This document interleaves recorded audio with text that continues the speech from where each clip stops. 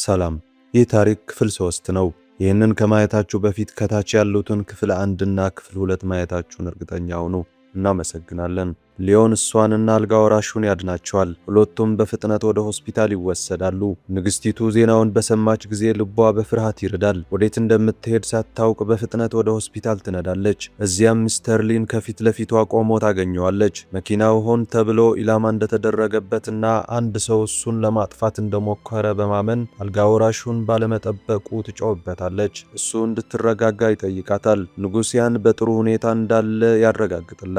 ንግስቲቱ እሱን ለማየት ስትገባና ደህና መሆኑን ስታይ ትረጋጋለች። ነገር ግን ልዑል ሊዮን በአደጋው ወቅት አብሯቸው እንደነበርና መኪናውን ለማቆም ሲሞክር የግራ ትከሻውን በመቁሰሉ ቀዶ ጥገና እንደሚያስፈልገው ስትሰማ ትደነግጣለች። በዚያን ቅጽበት ረዳቱ ሚስተር ሊን ለብቻቸው እንዲያወሩ ይጠራዋል። የአደጋው ፎቶዎች በማህበራዊ ሚዲያ ላይ እንደተሰራጩና እንደ ዕድል ሆኖ የንጉሳዊው ዘበኞች መኪናዎች ከአደጋው ቦታና ከካሜራዎች ርቀው ስለነበር የሂጁ መኪና ትኩረት እንደሳበ ይነግረዋል። በተጨማሪም ሂጁ ራሷን እንደሳተች ነገር ግን ምርመራዎች ደህና መሆኗን እንዳረጋገጡ እንረዳለን። በሚያሳዝን ሁኔታ ንግስቲቱ ንግግራቸውን ትሰማለች። ከጅምሩ ለዚህ ጥፋት ተጠያቂዋ ሂጁ እንደሆነች ስታውቅ በቁጣ ትቃጠላለች። በከፍተኛ ንዴት ሆስፒታል ውስጥ ልታዋርዳት አስባ ወደ ሂጁ ክፍል ትሄዳለች። ነገር ግን ሚስተር ሊ መንገዷን ዘግቶ እንዳትገባ ይመክራታል። በአሁኑ ጊዜ ሰዎች በአደጋው ውስጥ የሂጁ መኪና እንደነበረ ያምናሉ። አልጋ ወራሹ ከእሷ ጋር ነበር። ልዑል ሊዮን ደግሞ በግዴለሽነት የትራፊክ ጥሰት ከፈጸመ በኋላ እነሱን ሊያድን ቆስለዋል። ሙሉ ዝርዝሩ ከወጣ አልጋ ወራሹ ጥፋቱን በሙሉ ይሸከማል። ይህም እውነተኛ የንጉሳዊን ቅሌት ያስከትላል። ያልተጠበቁ መዘዞችም ሊከተሉ ይችላሉ።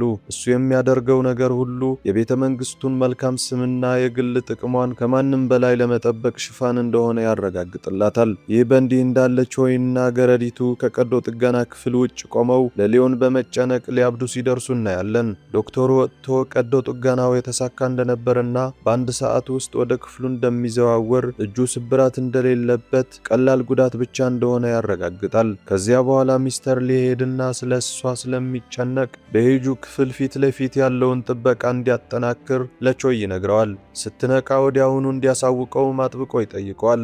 ይህ በእንዲህ እንዳለ አልጋ ወራሹ ራሱን ያውቃል። በአእምሮው ውስጥ የመጀመሪያው ነገር ሂጁ ናት። እግሮቹ በቀጥታ ወደ ክፍሏ ይወስዱታል። ከፊት ለፊት ቆሞ በአደጋው ጊዜ እንዴት እንደጠበቀችውና ከሷ በላይ ለሱ እንዴት እንደተጨነቀች ያስተውላል። ቀርቦ እጇን በነካ ጊዜ በፍጥነት ትነቃለች። አደጋውን ስታስታውስ ትደነግጣለች። የተጎዳ መስሏት ነበር። እሱም መኪናውን እንድታስወጣ በማስገደዱ አደጋው ስለደረሰ በተደጋጋሚ ይቅርታ ይጠይቃታል። ሁለቱም ደህና መሆናቸውን እርስ በርስ ያረጋግጣሉ።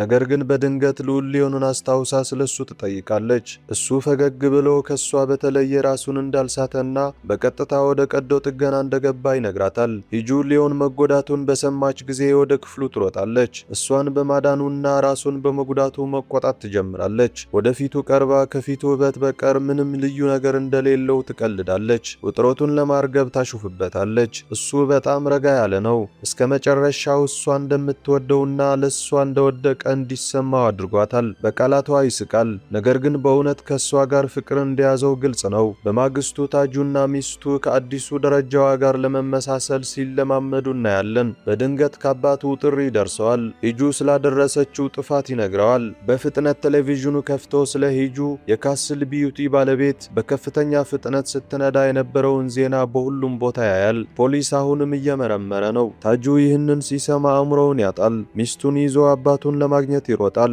ሆስፒታል ውስጥ ጸሐፊዋ ወደ ሂጁ ክፍል ለመግባት ስትሞክር ትታያለች። ነገር ግን ዘበኞቹ ያቆሟታል። ሂጁ መጥታ ከሷ ጋር እንደምትሆን በመንገር ወደ ውስጥ ትወስዳታለች። እዚያም ጸሐፊዋ በአደጋው የተከሰተውን ጥፋት ታሳያታለች። የድርጅቱ አክሲዮኖች በ3 ደቂቃ ውስጥ ወድቋል። የዳይሬክተሮች ቦርድ ደግሞ ተጨንቋል። ከሆስፒታል እንደወጣች ሊያገኟት ይፈልጋሉ። ሂጁ የምትለውን ሁሉ ችላ ብላ አባቷና ወንድሟ ዜናውን እንደሰሙ ነገር ግን ማንም ስለሷ እንዳልጠየቀ ስታውቅ ትበሳጫለች። ጸሐፊዋ እንደተለመደው በድራማዊ መንገድ ትቆጣለች። አደጋው እንዴት እንደተከሰተ በተደጋጋሚ ትጠይቃለች። ሰክራ እንደነበር ትከሳለች። ትከሳለች። ሂጁ ፍሬኑ እንደከሸፈና አልጋ ወራሹ ከሷ ጋር እንደነበር ትገልጻለች። ለዚህም ነው ምርመራው ሚስጥራዊ መሆን ያለበትና ፕሬሱን እንኳን ማወቅ የሌለበት። ጸሐፊዋ አእምሮዋን ታጣለች። በጭንቀት እየዘለለች ከጅምሩ ወደዚህ ጋብቻ የገባችው እሷ እንደሆነች ትነግራታለች። ልዑል ሊዮን ወደ ሕይወቷ ከገባ ጀምሮ ሁሉም ነገር ተገልብጠዋል። በየቀኑ አዲስ ጥፋት ይመጣል። እንቁላል ከመወርወር ጀምሮ ቤተ መንግስቱን አቃጥላለች ተብሎ እስከ መከሰስ ድረስ። አሁን ደግሞ ልትሞት ደርሳለች። ሂጁ ሊዮን ሕይወቷን እንዳዳነ ትመልሳለች። ጸሐፊዋ በዚህ ተደጋጋሚ ንግግር ትበሳጫለች። የሚዋደዱ ይመስል እንደምታወራ ትናገራለች። በእውነቱ ግን ከ3 ዓመት በኋላ ትፈተዋለች። ምክንያቱም የምቾት ጋብቻ ነው። በሚያሳዝን ሁኔታ ሚስተር ሊ በአጋጣሚ ገብቶ ሁሉንም ነገር ይሰማል። ሂጁ ሊዮንን የምታገባው ከፍቅር የተነሳ እንዳልሆነ ይረዳል። እሱ ይጠይቃል። እሷም ጋብቻ የጋራ የጥቅም ልውውጥ እንደሆነ ትመሰክራለች። 3 ጊዜ እንኳን ለጋብቻ ጠይቀዋለች። እሱ ግን በእያንዳንዱ ጊዜ እምቢ ብሏል። ገንዘብ፣ ችሎታ፣ ምኞት እንዳላት ነገር ግን ደረጃ እንደሌላት ታስታውሰዋለች። ሚስተር ሊ ከጎኗ ተቀምጦ ልዑል ሊዮንን ለደረጃ ብቻ የምታገባ ከሆነ እሱን ብታገባ እንደሚሻል ይነግራታል። በማግስቱ ሂጁ ወደ ልዑል ክፍል ትገባለች። ነገር ግን እሱ ሳያሳውቃት ከሆስፒታሉ መውጣቱን ስታውቅ ትደነግጣለች። ልትደውልለት ብትሞክርም አይመልስም። ጸሐፊዋ ጠዋት ላይ ሚስተር ሊ ከሷ ጋር በነበረበት ጊዜ ከክፍሏ ውጭ ቆሞ እንዳየችው ትነግራታለች። የሆነ ነገር ተናግረው እንደሆነ ትጠይቃለች። ሂጁ የሚስተር ሊን ቃላት ታስታውሳለች። እናም ንግግራቸው ሰምቶ መሆን እንዳለበት ትጠረጥራለች። ለዚህም ነው መልስ የማይሰጠው ብላ ስታስብ በድንጋጤ ትጮኻለች። ነገር ግን ትልቁ ድንጋጤ ሊዮን አገልጋዮቹን ከንጉሳዊ መኖሪያ እንድትባረርና ንብረቶቿ በሙሉ እንዲመለሱ ማዘዙ ነው። በስሙ የነበረው ካርድ እንኳን ተወስደዋል። ራሷን መቋቋም አቅቷት ከቤተ መንግስቱ ትወጣለች። አሁንም እየደወለች ነው፣ ነገር ግን አይመልስም። የሚገርመው ነገር እሱ ከሚስተር ሊ ጋር ስታወራ ጋብቻው ለጥቅም ብቻ እንደሆነ ስትል መስማቱ ነው። በጥልቅ ተጎድቶ በመጀመሪያው ማቆሚያ ላይ ይወርዳል። ሂጁ ጨዋታ ከመጫወት ይልቅ በቀጥታ እንዲያናግራት መልእክት ትልክለታለች። ወደ ቤተ መንግስቱ ሄዳ ትጋፈጠዋለች። ሳያሳውቃት ከሆስፒታል እንዴት ሊወጣና ከዚያ ሊያባርራት እንደሚችል ትጠይቋለች። ንግስቲቱ ከጀርባው እንዳለች ወይም ከሚስተር ሊ ጋር ያደረገችውን ንግግር እንደሰማ ትጠረጥራለች። እሱ አደጋው ሆን ተብሎ እንደተደረገ፣ አንድ ሰው ሊገድላት እንዳሰበና በዚህ ምክንያት እቅዱን እንደሚቀይር፣ ጋብቻውን እንደሚሰርዝ ይነግራታል። እሷ ደንግጣ እንዴት ሊሰርዘው እንደሚችል ትጠይቋለች። ንግስቲቱ ምክንያት መሆን አለባት ብላ ትከራከራለች። እናም አልጋ ወራሹ ከእሷ ጋር መሄድ የፈለገው እሱ እንደሆነ ታስታውሰዋለች። የእሷ ጥፋት አልነበረም። አደጋው ሆን ተብሎ የተደረገ ከሆነ ተጎጂዋ እሷ ናት። ነገር ግን እሱ እንደ መርዝ የሆኑ ቃላት ይመልስላታል። እንደ እሷ ያለች ሕግ የምትጥስና ዙፋኑን በችግሮቿ የምታሰጋን ሴት ማግባት እንደማይችል ይነግራታል። ይህንን ስትሰማ ሂጁ በእውነት ተጎድታና ልቧ ተሰብሮ ይሰማታል። ነገር ግን ከፊት ለፊቱ ክብሯን ትጠብቃለች። በሚቀጥለው ቀን ሂጁ የንጉሳዊ ዝግጅት የንጉሳዊ ግብዣ ሲደርሳት ትገረማለች። ቾይ ልዑል ሊዮን የላከላትን ውድ ልብስ ያቀርብላታል። ንግስቲቱ ብቻ ነጭ ስለምትለብስ እሷ መልበስ እንደሌለባት ያሳውቃታል። ቾይ በግብዣው መገኘት ብዙ የንጉሳዊ ግብዣዎችን እንደሚያመጣላት፣ ንግዷን እንደሚያሳድግላትና ግንኙነቱን እንዳልተቋረጠ እንደሚያረጋግጥ ያስታውሳታል። በሚገርም ሁኔታ ከዚህ ሁሉ በኋላ ሂጁ ለመገኘት ፍቃደኛ አትሆንም። ጋብቻው እንዳለቀና የምትሄድበት ምንም ምክንያት እንደሌለ ትነግረዋለች። በኋላ ንግስቲቱ ከልዑሉ ጋር ተቀምጣ ሳለ የግንኙነታቸው ዕጣ ፈንታ ትጠይቀዋለች። እሱ እሷን ለመጠበቅ እንዳደረገውና በጋብቻው ለመቀጠል እንደወሰነ ይነግራታል። ነገር ግን በአንድ ቅድመ ሁኔታ ንግስቲቱ ራሷ ሂጁን ወደ ንጉሳዊው ግብዣ መጋበዝ አለባት። ከዚያን ቀን ጀምሮ ልዑል ሊዮን በሚልክባት ጊዜ ሁሉ እምቢ ትላለች። ጸሐፊዋ መካኒኩን እንደተከታተለችውና መረጃ እንዳገኘች ትነግራታለች።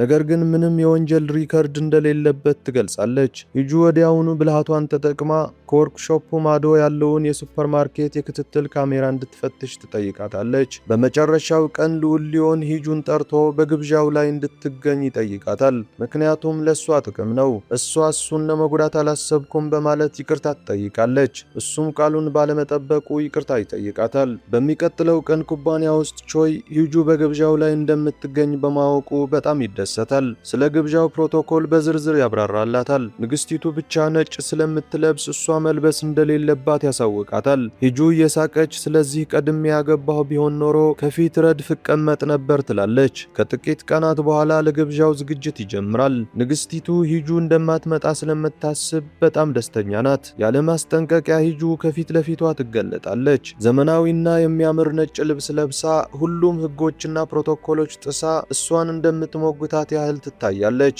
ንግስቲቱ በጣም ትቆጣለች፣ ነገር ግን ራሷን ትቆጣጠራለች። ከክቡራን ሴቶች ጋር ወደ ውጭ ለመሄድ ትወስናለች። ሂጁ በፀሐይ ስር ምቾት እንደማይሰማት ስታውቅ ይህንን ተጠቅማ በሙቀቱ ውስጥ ረጅም ርቀት እንድትራመድ ታደርጋታለች።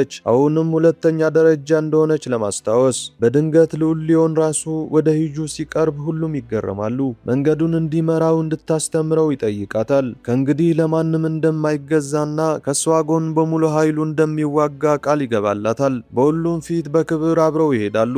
በኋላ ልዑል ሊዮን በይፋዊ ልብሱ ገብቶ የሂጁን እጅ ይዞ ይታያል። እሷ ንግሥት የሚያስመስል አስደናቂ ልብስ ለብሳለች። ሁሉም በውበታቸውና በግርማቸው ይደመማሉ። በዳንሱ መካከል በሚያስደንቅ የፍቅር እንቅስቃሴ ልዑል ሊዮን ሁሉንም ያስደንቃል። በአንድ ጉልበቱ ተንበርክኮ በሁሉም ፊት የእናቱን የንግሥት ሂዩንን ቀለበት ተጠቅሞ የጋብቻ ጥያቄ ያቀርብላታል። ሂጁ ቀለበቱን ስታደርግ ከደስታ ብዛት ማመን አትችልም። ነገር ግን ልዑል ሊዮን በዚህ አያቆምም። እጇን ይዞ ወደ አልጋ ወራሽ ልዑልያን በመሄድ ጋብቻቸውን እንዲባርክ ይጠይቋል። ንግሥቲቱ ያንን ለማቆምና እምቢ እንዲል ለማድረግ እንደ እብድ ትሮጣለች። ነገር ግን አልጋ ወራሽ ልዑልያን ቆሞ ይሁንታውን ያሳውቃል። የፕሬስ ካሜራዎች እያንዳንዱን ቅጽበት ሲቀርጹ ጋብቻውን ይባርካል። ዜናው እንደ ሰደድ እሳት ይሰራጫል። ከንግሥቲቱ በስተቀር ሁሉም ይደሰታሉ። ከዚያም ሚስተር ሊ ግራ ተጋብቶና ተናውጦ ሁሉም ነገር እንደፈረሰበት እየተሰማው ትንፋሽ ለመውሰድ ወደ ውጭ ሲወጣ እናያለን። ንግሥቲቱ ወደ እሱ ቀርባ ጋብቻውን ለማስቆም ስልጣኑን እንዲጠቀም ልታስታውሰው ትሞክራለች። ነገር ግን አልጋ ወራሹ ራሱ ስላጸደቀው ትዕዛዙን መቃወም እንደማይችል ተናግሮ ይተዋታል። ንግሥቲቱ ስትመለስ ልዑል ሊዮን እንድትደንስ ይጠይቃታል። እሷ እንደዚህ ያታልላታል ብላ አስባ እንደማታውቅ ትነግረዋለች። ጋብቻው በቀላሉ እንዲቀጥል እንደማትፈልግ ትገልጽለታለች። እሱ በአልጋ ወራሹ የወጣውን የንጉሳዊ አዋጅ መቃወም እንደማትችልና ጋብቻው እንዲቀጥል ከፈለገች በሱ ቅድመ ሁኔታዎች ስር እንጂ በሌላ ሰው እንዳልሆነ ይመልስላታል። ስለ ሟቹ ንጉሥ ኑዛዜ ማሻሻያ አደገኛ ሚስጥሮችን እንደሚያውቅ በመግለጽ ያስደነግጣታል። በሌላ በኩል ሂጁ ከሚስተር ሊ ጋር ትደንሳለች። እሱ የትምህርት ቤት ጊዜያቸውን ያስታውሳል። እሷ ጋብቻውን እንዳይቃወምና ራሷን እንድታረጋግጥ ዕድል እንዲሰጣት ትጠይቋለች። እሱ በአንድ ቅድመ ሁኔታ ይስማማል። መዋሸቷን አቆማ ታማኝ መሆን አለባት።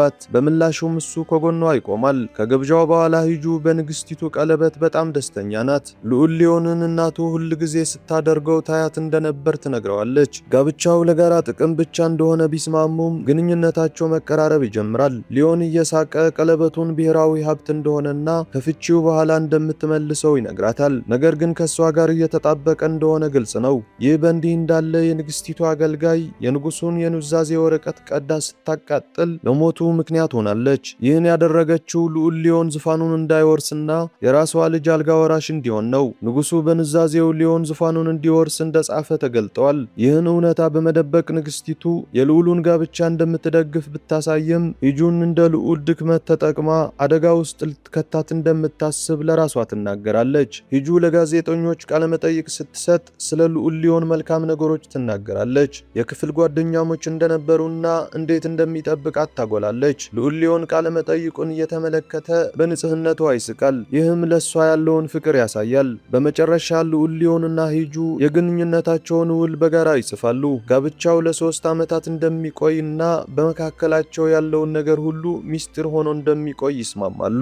ንግሥቲቱ በድንገት ስትገባ ወረቀቱን በፍጥነት ይደብቃሉ። ንግሥቲቱ እንደ ቤተሰብ አብረው እራት እንዲበሉ ትጋብዛቸዋለች።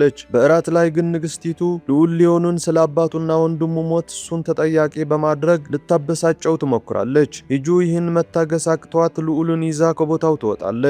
ገና ስላልተጋቡ ራሷን እንደምትቆጣጠር ትነግረዋለች። ቢጋቡ ኖሮ ግን ንግሥቲቱ በፀጉሯ ጎትታ እንደምታወጣት ትገልጻለች።